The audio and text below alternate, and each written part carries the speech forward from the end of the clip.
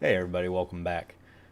Today we're going to be continuing our predictive modeling. We're going to be moving forward from our single decision tree setup and learning how to do a random forest analysis. As I had stated previously, as we first started getting going with this, a random forest is basically just a forest full of decision trees, okay? There's going to be some randomness involved as far as which fields it'll start with is the top branch of that tree and how it breaks down from there for each tree that gets done. And after it makes this whole forest of decision trees and analyzes each player through each set, basically going to take a weighted average of those results for each player, and that's going to be your end prediction.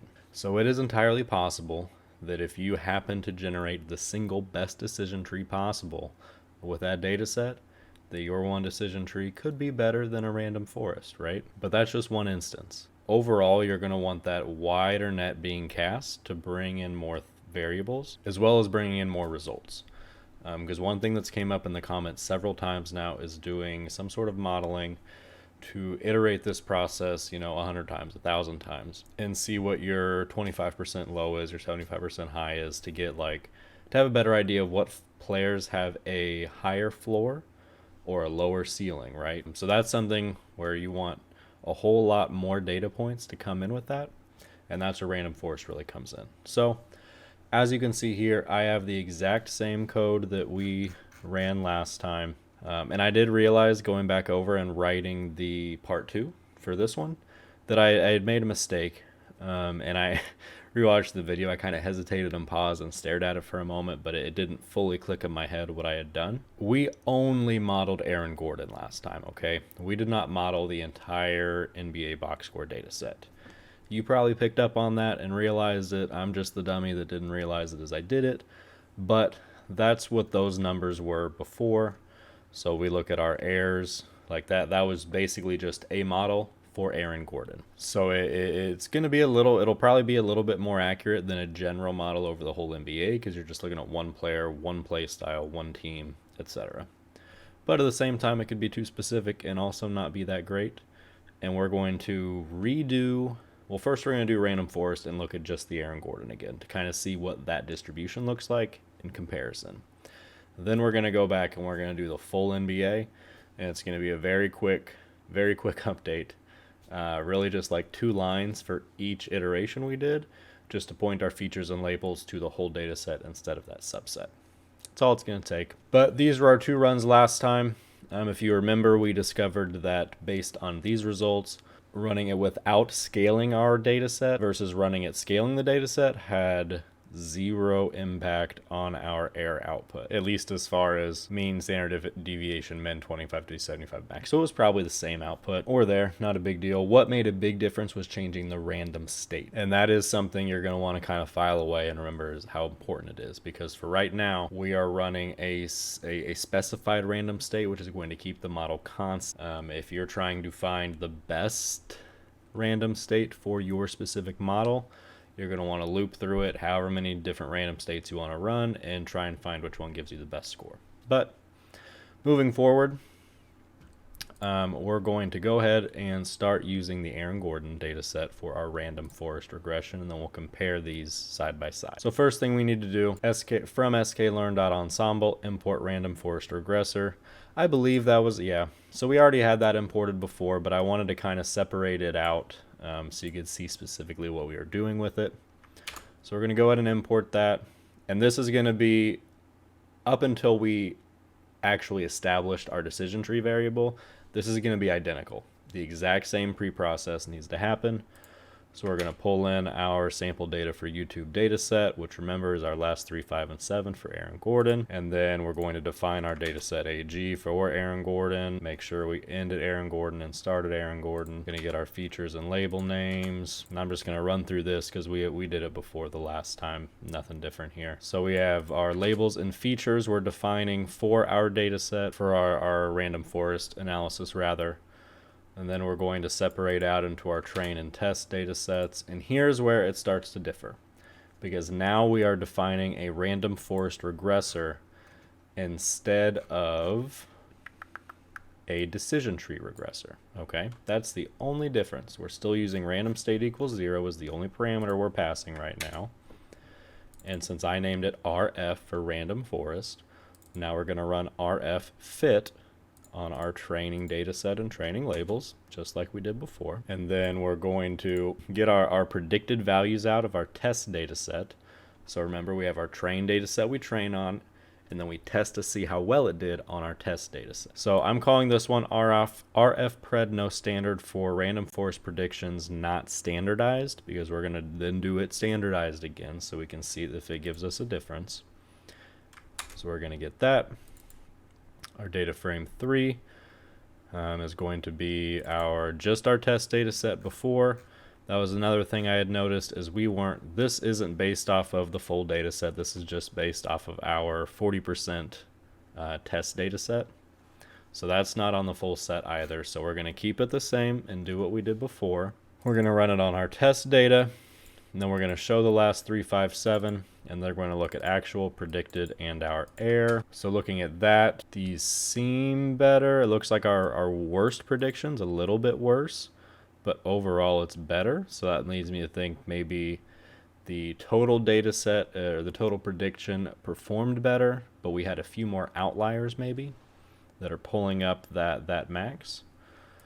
Because if we compare it to our DF2, yep, our average is lower. Our standard deviation is lower. Our minimum is actually a full point higher. I'm sorry, we're actually lower, yep. So our worst prediction, or our best prediction, was off by less than a point. That's pretty good. Whereas before we were up at almost 2. Our 25% percentile is going to be 2.9 compared to 4.0. 50%, 5.2 to 5.4, 8.7 to 10.2. So yeah. Overall, it's a much better predictive data set. Well, much better, relatively speaking. And our worst prediction, though, did get worse by about 3 points. So not too bad. So let's throw all 3 of those together into one data frame. So we can kind of see, and again, remember, it was kind of the same for our DF1 and 2, just because it's the same random state. But so you can see them side by side. So you can see some clear improvement, not world-breaking improvement, but noticeable. I think that's a good enough jump on such a small data set to make you feel confident that a random forest is going to be better in general than your decision tree, which is a prime example with our max here, is having that one decision tree had a lower max but worse everything else. So it is possible that that decision tree was better than several of these, but not by better than all of them. Okay, so now let's hop over. We'll do the same thing, but not only use Aaron Gordon. How about that? So we're going to start off the exact same. So if you want, just so you know, in Jupyter Notebooks, there's a very easy way to duplicate your notebook, so you can just make specific changes, because I don't want to change this, right? This is what I showed you guys. I want to have this file on my computer. Maybe you have something you want to go through and make some changes to, but you want to keep your existing notebook as it is, because you don't have to remember what you changed, comment everything out, and it starts to get messy, and nobody likes that. So all you have to do is come up here to File, make a copy. And it's going to make a copy of it, put a -copy1 at the end. You can rename it to whatever you want, and it's going to be the exact same notebook. So even with the same outputs we just did at the end. So what that allows you to do is have a new copy of it to make your changes. So we did that with this. I duplicated it and just renamed it Supervised Learning Intro, not AG. So it's not just Aaron Gordon. Okay, so as you can see, if I actually run my cells in the right order, we do start with Aaron Gordon because that's our same data set. And we can even create the Aaron Gordon data set again. What's going to matter is this right here. The DF labels and the DF features. I'm calling the actual data set this time, not data set AG. So now I'm going to go back to the old version, and we're going to see that when I did that here, our labels were dataset AG and our features were dataset AG. So we're calling the actual dataset now, here and here. And that's going to give us the full NBA box scores from whenever that data set was pulled. I honestly don't remember at this point. I'm sure I mentioned it in a previous video. If you're that concerned, you can find it there. So we're going to do labels and features. Same thing. We're not going to go through and look at all of these arrays because we already know what it is. We did that on the last time. Going to break out and train test again. And now I'm going to have tree 1 equals decision tree regressor random state 0. Okay, so what we're doing now is just comparing what we've done before, but with the full box scores to see if our results are fairly similar as far as the normal errors we're getting. So as we can see, this is a much larger decision tree than the one before. If we come back here and let's go ahead and run these just down to that point. There we go. So previously, our tree had 57 nodes with a maximum depth of 8. Letting it decide on its own here, 16,815 nodes with a max depth of 44. That's overkill. That's too much. One of the things we can do here in our parameters that we pass the decision tree regressor function is we can define some of those boundaries that it needs to stay within as far as depth and how many branches it has. But we're not doing that for right now because we're not going to be using decision tree regressors going forward. There's just an example to get us where we're going. So we have our decision tree. We need to do our train predictions and then see what our predictions are. So as we can see, our count now is not 20, it's 5,759. And that's still just on the 40% test data set, okay? That's not the full set of box scores. This is just what we're testing on after it's been trained. So let's go ahead and throw in our air and see what we have now. Okay, so we've got a couple good scores, a couple bad scores. Not too bad. I'm not going to go through the whole describe process here. We'll do that at the end when we throw them all together just to save time. So now we're going to do the same thing. We're going to scale our data. And last time with only that small data set, it didn't make a difference at all. It was the random state that made the difference. Maybe it will make a difference on this larger data set. I don't know. We'll see. So we're now defining an x variable to be the same as our features variable before. And then we're going to scale it. And we're going to take a look, see that it's been scaled. And we're going to split it up. And we're going to name this decision tree regressor reg for regressor, random state 0. Let's go ahead and fit it. Going to do our train predictions. And now we're going to look at our 1 and 2 side by side. Okay, so we did here, we have our data frame 2. We had actual, predicted, and error, same as we did up here for data frame 1. And now we're just going to do the describe function right in a row and look at them next to each other. So let's see here. In our first decision tree that is not standardized, our average error was 8 points. And our standardized, it was also 8 points, but a little bit different. Our standard deviation, 6.717. Standard deviation, 6.708. Minimum 0. Minimum 0. So we did get at least one right on the money with our prediction. Not bad. Not bad for not really doing much work at all. Just dropping in the last 3, 5, and 7. We don't know how many we got at 0, but we got at least one. Now, 25%. And we can see some issues here. Oh, I guess he actually scored -1 in a game. Interesting. Standard deviation min, 25%, 3.2, 3.15, 50%, 6.9, 6.9, 12, 12, 54, 7, 44, 8. Okay. So we were way off on one. Our highest predicted value was 88.4. Our highest actual value was 84.5. I wonder if those were the same one or if that was the one that was off by 54. I don't know. Be interesting to look into that, but not really worth the time right now because this isn't our be-all end-all model. This is just a very simple example that we're walking through. So now let's do that same data set over the full NBA. And by the way, we're going to discuss why we're can get such high errors here. Like with our average error being off by 8 points. Like that's not very good.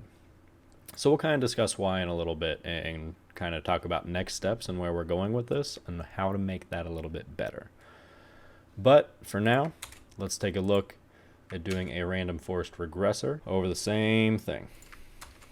So same deal, since I didn't feel like deleting out all of these cells for now. We still create the data set Aaron Gordon. We're just making sure to call our DF features on the actual data set, not the data set AG.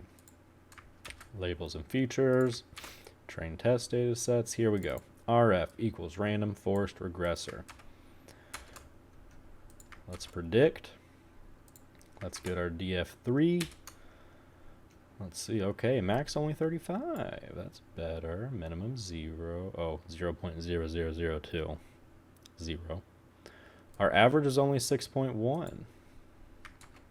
Looking back at DF2, our average is 8.36. So let's throw them all together and take a look. DF check, DF1 equals DF1 error 2, DF2 error 3. So we're going to be comparing the errors from all three of them. So we see a clear decline in the average error by about 2 points, a little over 2 points on average. That's noticeable improvement. Standard deviation improved by almost 2 full points. Minimum got a little bit worse, but that's still a 0-point error because your fantasy points aren't going down 4 digits past 0. 25% error dropped by close to a full point. 50% dropped by almost 2 full points. 75% dropped by almost over 3 full points. And our max error went from 54.7 to 44.8 to 35.7. So we dropped almost 10 full points each time we went down. So I think this, on a larger data set, and that's why I really wanted to show all three of them again on the full NBA data set, because scaling the data didn't impact just the Aaron Gordon set. And I think this really helps drive home the bigger data set you have, the more important these little things get, like pre-processing your data, scaling it, standardizing it. That type stuff matters on bigger data sets. And going from a decision tree that works fairly well, maybe you think that's good enough, but then comparing it right here to a random forest, and you can clearly see there's a marked improvement in predictive quality with a larger data set. Even if you just look at the max, we lost our worst projection, dropped by 10 points error-wise just by scaling the data, and then dropped another 10 by doing unscaled random forest data, right? We didn't scale that. I wonder if we scale the random forest data, what that will do. Let's do that. I didn't prep that, but we're going to do that right now. So what do we need? We already have X, so we just need to swap X out for DF features, or for features there, and then we can just rerun that data. So I'm going to cheat a little bit and just do this here. We're going to do the same thing, but with this.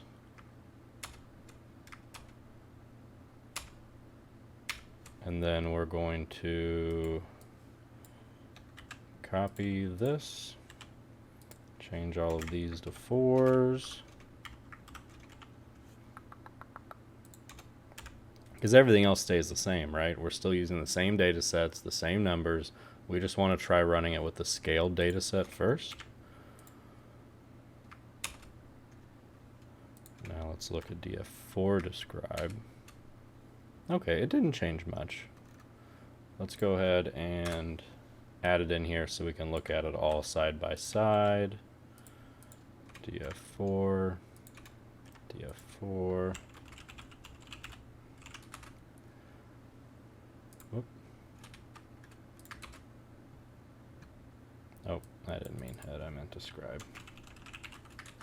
Okay. So now looking at it, after scaling the data and doing the random forest, we had a slight improvement on our average, a slight improvement standard deviation, the same min, 2.3331, a slight improvement, a slight decrease, a slight decrease, and a slight improvement. So a little bit better, a little bit different. I'm not going to sit here and tell you that, you know, this is obviously better, but in general, it pays to scale your data, just so everyone isn't being driven too far up or down based on outliers. But as we saw before, it makes a difference. This time it didn't make that big of a difference. If we ran it more times, maybe it would. It's hard to say. It really is. So let's take a look and dive in a little bit more on df3 here.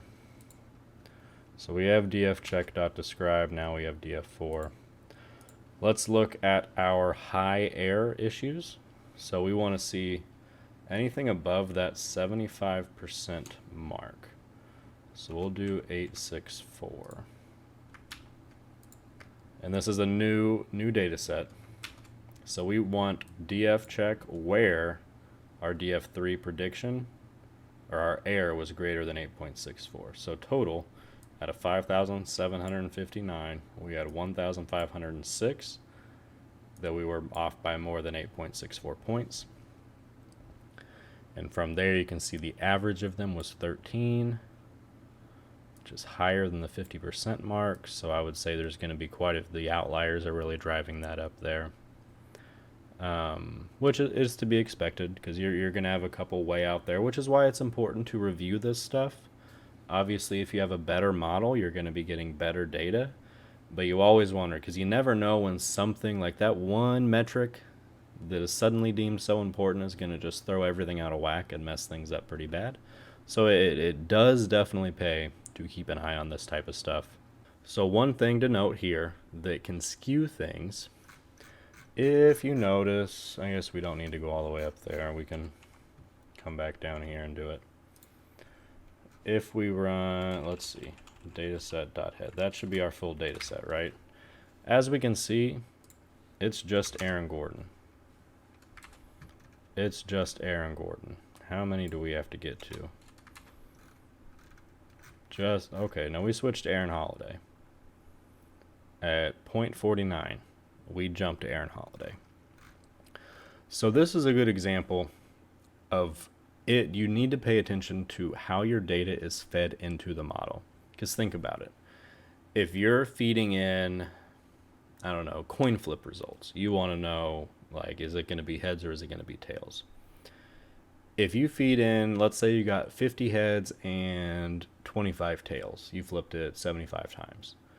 If you feed in your data so that the tails aren't evenly interwoven within all of those heads, your model's just going to learn to guess heads because it's going to be right 2/3 of the time if it's heads, right? So you need to be wary of that because if I feed this in, it's already going to have learned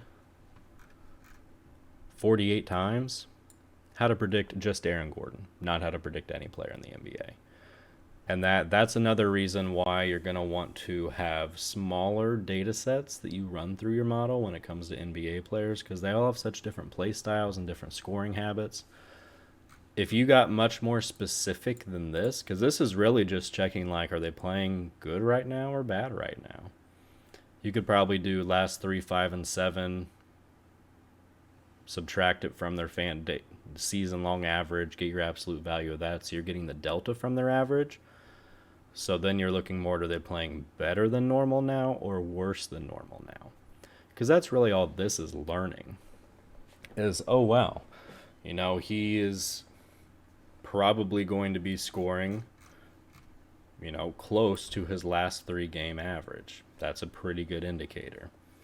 And then the last 7-game average is going to be slightly better than the last 5-game average. So that's really all we're looking at here. But when you get into more detailed analysis, that's why I started with the cluster analysis. Because we can loop through each cluster and they're going to have similar play styles. So one could assume that ideally they're going to have similar success rates and failure rates against different teams depending on the team. Rather than looking at it as all point guards, all shooting guards, maybe you'd make a model for every team. So you always run this model on the Celtics. That way you're factoring in like that roster specifically and how they play against certain teams, but you're not going to have any data for them if they haven't played the team yet, whereas the cluster is going to span multiple teams for that player set. So after, you know, a decent number of games into the season, you're going to have enough data of that cluster playing against those teams that you can draw some general conclusions as to how well they play there. But that's really all I had for this video. I just wanted to kind of go through the basics of a random forest and how it differs from a decision tree and how we can start to look at some metrics and figure out what's important. All right, so that's all we have content-wise for today. Special shout out to my Patreon members. You see their names going up and down the screen maybe about this time. If not, you just saw them or you're about to see them. Either way, huge shout out to them.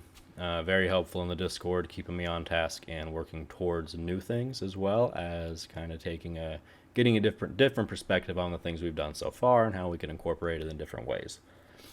Invaluable, truly is. If you guys are interested in getting on that side of things, helping drive the content forward and having a more influential voice on where we go going forward, make sure to check that out. Links down in the description. Can get in for as little as $5 a month. And with that, I will see you guys on Saturday with another video moving forward with our lineup optimization work.